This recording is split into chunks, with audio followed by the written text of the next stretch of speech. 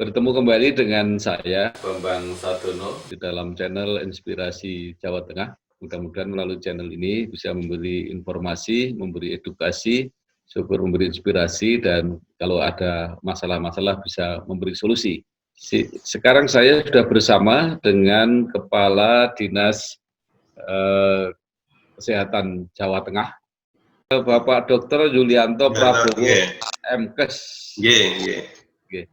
Pak Yulianto, ini kan masyarakat Jawa Tengah, ini kan menerima informasi yang yang naik turun gitu. Artinya kemarin sudah mulai membaik, tiba-tiba beberapa tempat naik lagi dan sebagainya.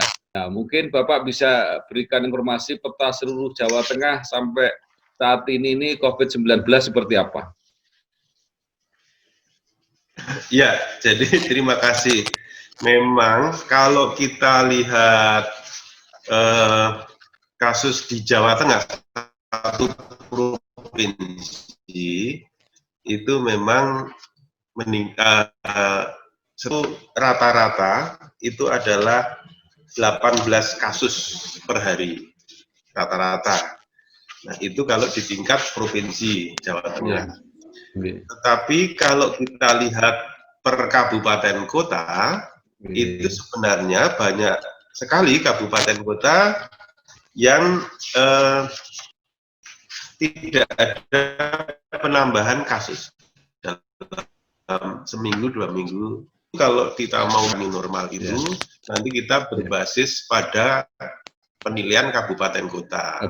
Karena ada 3 indikator yang kita nilai di dalam persiapan ke new normal itu. Yang pertama adalah epidemiologisnya, kita harus bisa mengendalikan. Artinya mengendalikan itu tidak ada kasus baru. Lalu yang kedua, kesiapan rumah sakit, puskesmas dalam menangani apabila pemberlakuan new normal tadi nanti misalkan ada tidak begitu sukses gitu, maka vaskes yang ada itu harus mampu pelayanannya, jumlah ruang isolasinya, jumlah ventilatornya, jumlah sumber daya kesehatan. Dan yang terakhir itu surveillance kita.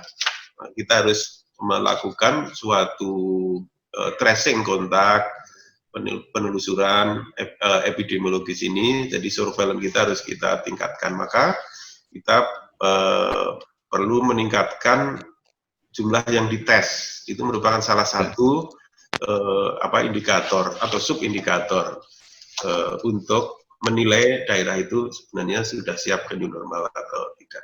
Kira-kira ya, kalau sampai saat ini seluruh Jawa Tengah angkanya seperti apa?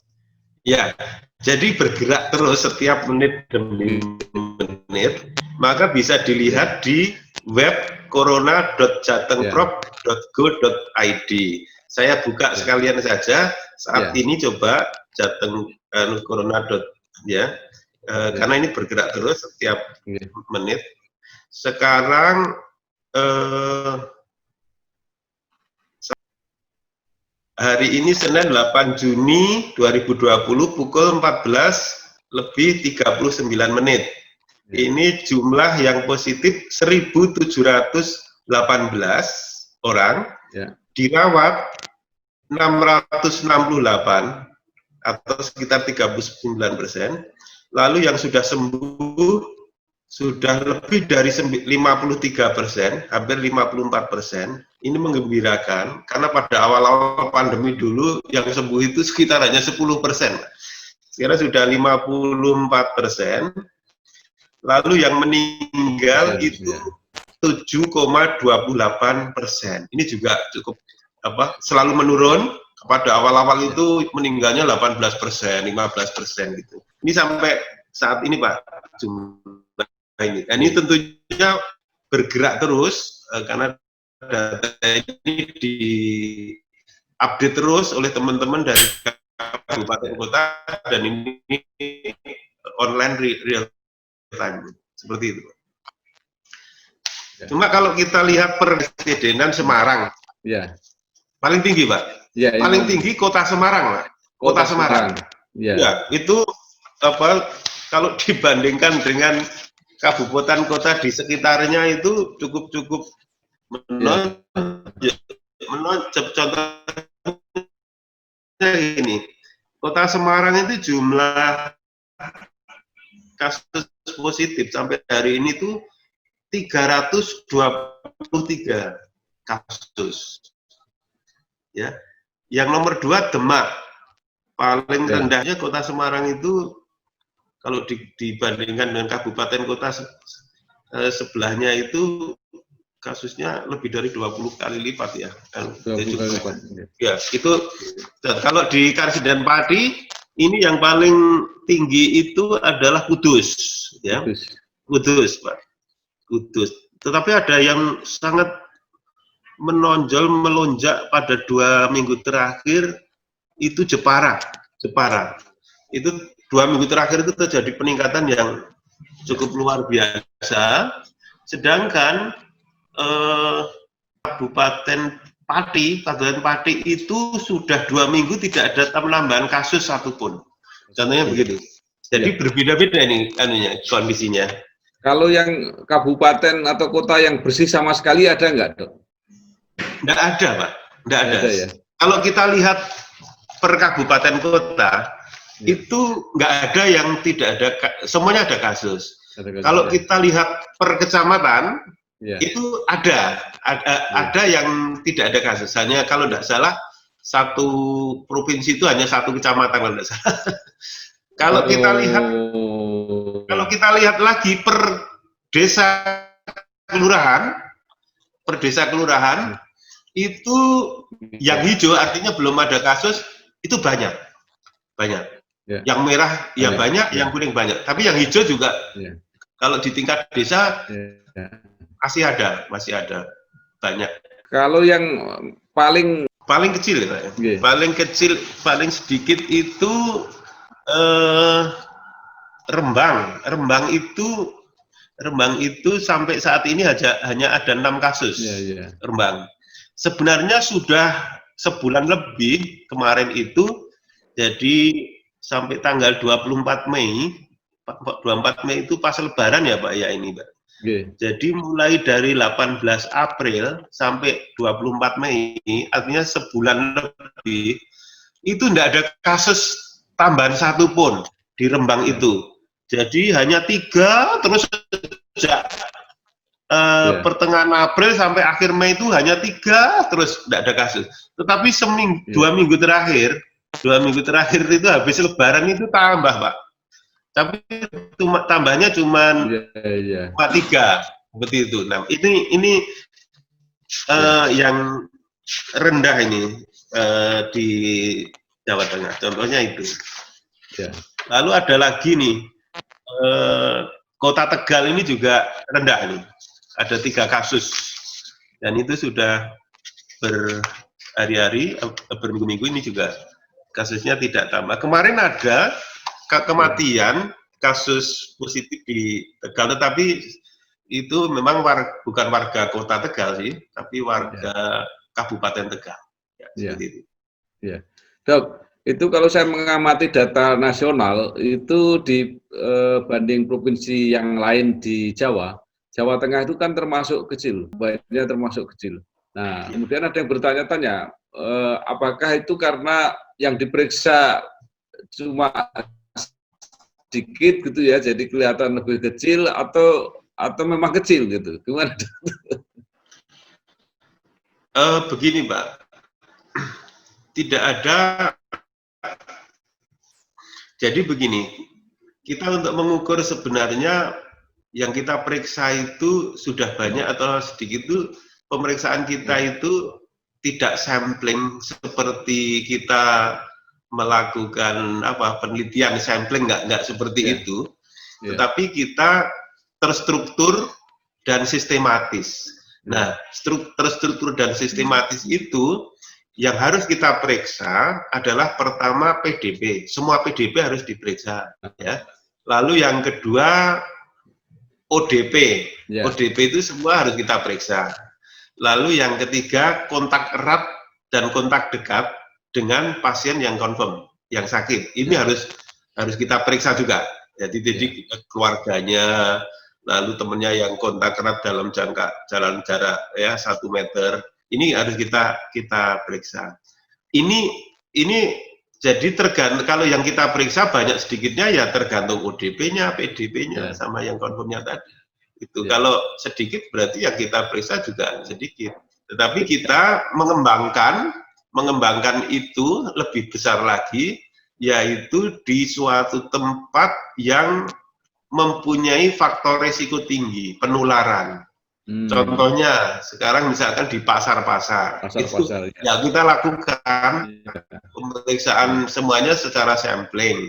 Tentunya tidak semua orang yang berkunjung di pasar itu, tetapi kita lakukan secara sampling karena rapid test itu sebenarnya bukan alat diagnostik, tapi rapid test itu alat untuk mendukung surveillance dan mengarah kepada suatu kasus yang kita lakukan nanti swab test atau PCR test itu yang itu ada alat diagnostiknya. Jadi kita sudah melakukan pemeriksaan yang terstruktur, sistematis, dan juga menggunakan pendekatan suatu lokasi yang mempunyai faktor risiko yang tinggi. Memang di dunia itu tidak ada yang ideal, belum. Semua negara, termasuk negara maju pun, ini juga dalam merespon pandemi ini pasti ada kekurangannya. Iya, kita akui kekurangan itu ada. Tetapi yang penting upaya-upaya kita untuk memperbaiki kekurangan itu. Contohnya Pak, saat ini kalau misalkan tracing and test kita misalkan dianggap kurang, upaya kita apa? Sekarang ini sedang kami rekrutmen untuk relawan Pak. Nah, yang kita rekrut adalah tenaga surveillance, tenaga ATLM, ya, asisten teknologi laboratorium medik. Ini kita rekrut. Lalu ini kami sedang proses ini, minggu depan nanti akan kita bantukan ke seluruh kabupaten kota yang ada di Jawa Tengah untuk sebagai tenaga pendamping surveillance. Ya, harapan kita nanti yang di tes itu lebih masif gitu, lebih meningkat. Tetapi sekali lagi kita tidak melakukan tes itu secara acak, gerambiangan, pokoknya asal comot, nggak seperti itu. Tetapi kita tetap sistematis, terstruktur dan masif itu. Ya Dok. Kalau lab gimana Dok? Di awal-awal dulu kan harus kirim ke Jakarta, ke Jogja. Kalau sekarang gimana? Ya, betul. Jadi di awal dulu itu yang melayani laboratorium PCR itu hanya satu, yaitu Balitbangkes. Ya, makanya dulu untuk mendapatkan hasil pemeriksaan itu perlu waktu 1 minggu, 10 hari, bahkan 2 minggu, karena harus dikirim ke Jakarta.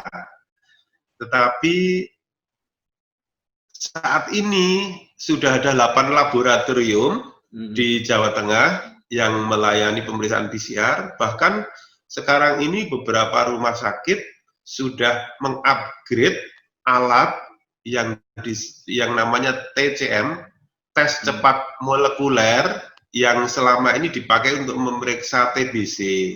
Itu di-upgrade menjadi bisa memeriksa COVID-19 ini.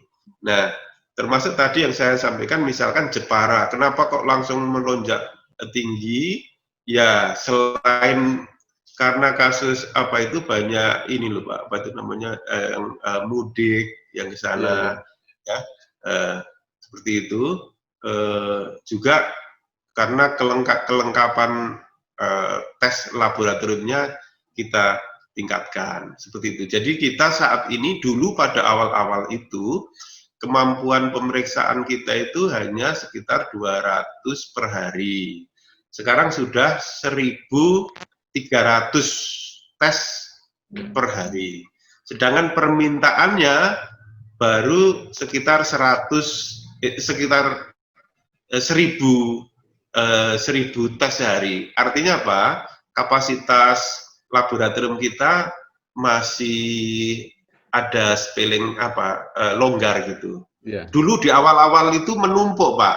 Ya. Jadi menumpuk sampel yang menumpuk di laboratorium itu bisa sehari 1000, 2000 ngantri diperiksa. Sekarang sudah tidak lagi, karena kapasitas kita sudah meningkat. Seperti itu. Dok, itu juga saya kemarin wawancara dengan Rumah Sakit Karyadi, ternyata juga Rumah Sakit Karyadi pasiennya tinggal sedikit, tinggal 5 kalau nggak salah yang positif COVID itu. Betul.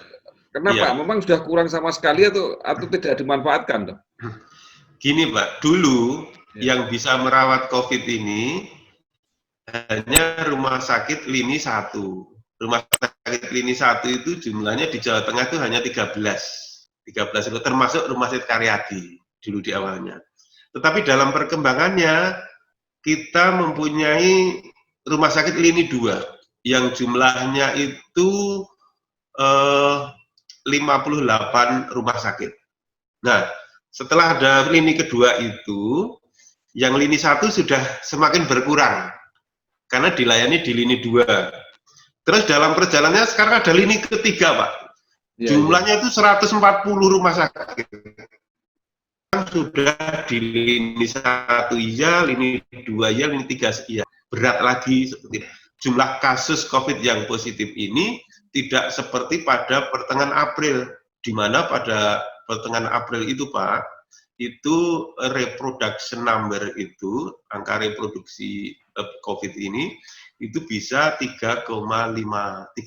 Artinya apa? Satu penderita itu menularkan 3 sampai 4 orang yang lain gitu. Itu di pada pertengahan April. Sekarang ini reproduction number itu RT ya. Artinya R0 atau RT itu sekarang ini tinggal 1. Bahkan kadang di bawah 1. Kadang di bawah 1. Artinya satu penderita itu menularkan 1 orang lain, kadang malah tidak menularkan gitu. Jadi semakin sedikit. Ini sehingga jumlah yang sakit ini juga semakin sedikit dibandingkan dulu. Tetapi masih ada gitu. Belum hilang sama sekali, belum. Tetapi sudah sudah melandai. Seperti ini. Iya, Dok. Jadi kesiapan new normal ini untuk beberapa daerah, bahkan mungkin menurut saya sebagian besar daerah sudah bisa dilakukan ya, Dok? Ya, ini tadi baru kita evaluasi rapat dipimpin Pak Gubernur. Kita mengevaluasi kesiapan menuju. Jadi Pak Gubernur belum menetapkan kita akan new normal, tetapi menuju. Jadi kita menyiapkan segala sesuatunya. Nah, memang tadi disepakati bahwa basis penilaian kita ini adalah bukan provinsi, tetapi kabupaten kota. Karena kalau provinsi sulit sekali, Pak. Karena kita itu 35 kabupaten kota ya. Dari 35 kabupaten kota itu, 1 kabupaten saja ada penambahan 1 kasus, itu nggak bisa kita laksanakan. Gitu. Walaupun mungkin 34 kabupaten kota sudah nggak ada kasus misalkan, tapi ada 1 kasus, itu namanya provinsi masih ada, berarti bertambah. Nah itu loh. Maka kalau menurut saya ya yang kita nilai jangan provinsi, tapi kabupaten kota. Karena ternyata beberapa kabupaten kota juga sudah tidak ada kasus lagi seperti itu. Yang ini tadi baru akan kita nilai. Ada kriterianya, tinggal kita menilai. Nanti kami besok pagi koordinasi lebih lanjut dengan teman-teman di kabupaten kota untuk melakukan penilaian di kabupaten kota masing-masing. Kalau memang nanti nilainya itu sudah bagus, zonanya sudah hijau, dan itu bagus, itu bisa saja nanti mengarah ke new normal. Ya. Kalau jumlahnya gitu yang memenuhi syarat kira-kira lebih dari separuh apa enggak, Dok? Kalau saya melihat sih kelihatannya lebih itu. Yang Pak ya, yang bisa dari new normal itu. Kalau hanya dilihat dari jumlah kasus, itu ya separuh kurang, Pak. Tapi cukup banyak ya. Contohnya ya saya bacakan aja. Contohnya misalkan ini Kota Magelang, ini juga tidak ada kasus Kota Magelang. Lalu mana ini? Karanganyar, lalu Tegal, lalu Brebes. Tapi Brebes ini tidak ada kasus baru 1 minggu, padahal minimal 2 minggu, Pak, penilaiannya. Jadi kalau baru 1 minggu tidak ada kasus, kita belum bisa katakan tidak ada kasus. Tapi minimal 2 minggu baru kita kita nilai. Nah, contohnya itu. Lalu mana ini ya? Kota Pekalongan ini sudah 2 minggu tidak ada kasus.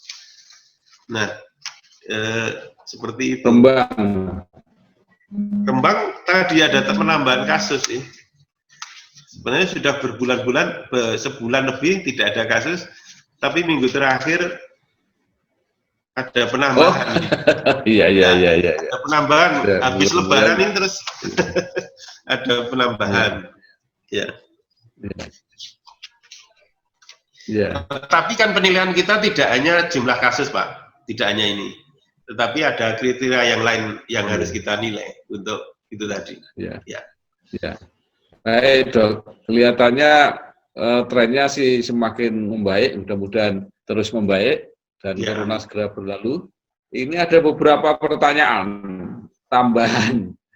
Pak Gubernur kan mempunyai kebijakan untuk memberi afirmasi kepada para petugas medis yang langsung menangani COVID ini agar anaknya itu juga mendapat prioritas di dalam penerimaan siswa baru. Nah, itu saya kemarin tanya kepada Kadisdik Kesehatan, manapun yang direkomendasi akan kami terima. Itu nanti caranya gimana itu, Dok? Jadi gini, Pak, sudah ada petunjuk pemberian insentif itu diatur oleh Kemenkes. Itu petunjuk siapa yang diberi insentif.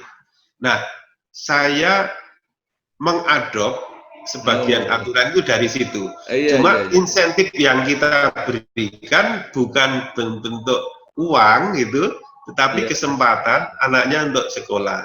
Nah, di dalam Kemenkes itu yang diberi insentif itu adalah tenaga medis dan tenaga paramedis yang merawat secara langsung pasien COVID gitu. Jadi tenaga medis sih banyak, tenaga paramedis apalagi banyak sekali. Tetapi kan sebagian dari mereka kan juga tidak melakukan perawatan secara langsung. Jadi yang kita prioritaskan adalah yang melakukan perawatan atau pemeriksaan langsung. Dok, itu sudah mulai dilaksanakan atau belum ya insentif yang berupa uang itu? Kalau insentif itu di cover semuanya oleh pemerintah pusat, dalam hal ini Badan PPSDM dan Direktorat Jenderal Pelayanan Kesehatan. Kami di provinsi tugasnya memverifikasi usulan pemberian insentif dari teman-teman yang di lapangan di kabupaten kota. Ini kami sudah meneruskan permohonan insentif ini untuk beberapa kabupaten kota. Belum semuanya, karena belum semuanya memasukkan usulan itu ke provinsi.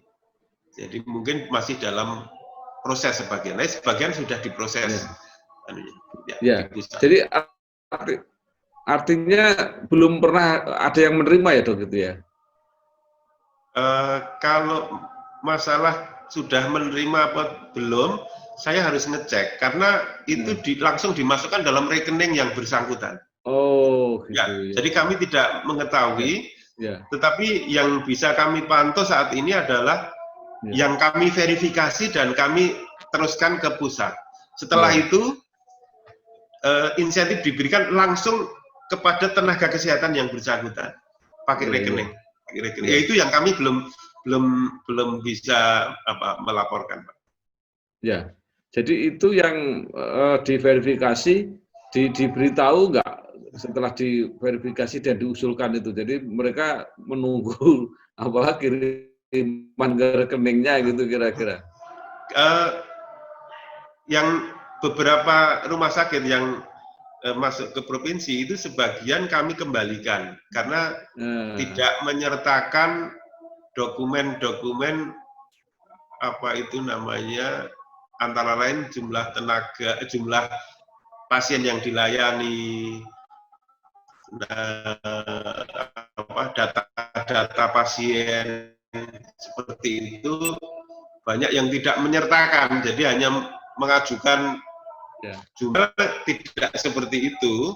Jadi harus ada data-data dukung yang harus dipenuhi. Lah, hal semacam itu kalau belum ada data dukung, kita kembalikan Pak untuk dilengkapi. Setelah lengkap, kami usulkan, cuman gitu aja. Jadi tugas kami hanya menyocokkan antara yang diusulkan itu sesuai enggak format, sesuai dengan syarat-syarat administrasi yang sudah ditetapkan. Cuman itu aja. Baik dok, terima kasih sekali informasinya. Mudah-mudahan ini memperjelas pada masyarakat, baik masyarakat yang tidak terkena maupun masyarakat yang terkena, semua sama-sama menunggu informasi ini dan mudah-mudahan segera berkurang dan COVID-19 segera berlalu. Iya, Pak. Iya. Pak Dr. Yulianto Prabowo, terima kasih atas penjelasannya ini. Dan sebagai kenang-kenangan penjenengan sudah hadir di Inspirasi Jawa Tengah ini. Kami ada kenang-kenangan kopi dari Sepakung. Ini kopinya teman-teman yang memproduksi di Sepakung, Banyu Biru sana, Pak. Oh, Banyu Biru. Penjenengan kan nggak saya dari Boyolali, Pak ya? Betul, Pak. Jadi mudah-mudahan membantu karena mereka sedang turun pemasarannya ini. Oh iya. Jadi saya perkenalkan, penjenengan nanti mungkin mencoba dan memperkenalkan di lingkungan penjenengan. Ini ada jenis Arabica, ada jenis Robusta. Nanti kami kirim dok. Ya nanti. Siap, terima kasih. Terima kasih sekali lagi. Sukses, selamat bekerja. Memang kita harus kerja keras. Mudah-mudahan corona segera berlalu. Dan masyarakat kembali pulih, bekerja seperti biasa. Terima kasih. Assalamualaikum warahmatullahi wabarakatuh. Waalaikumsalam.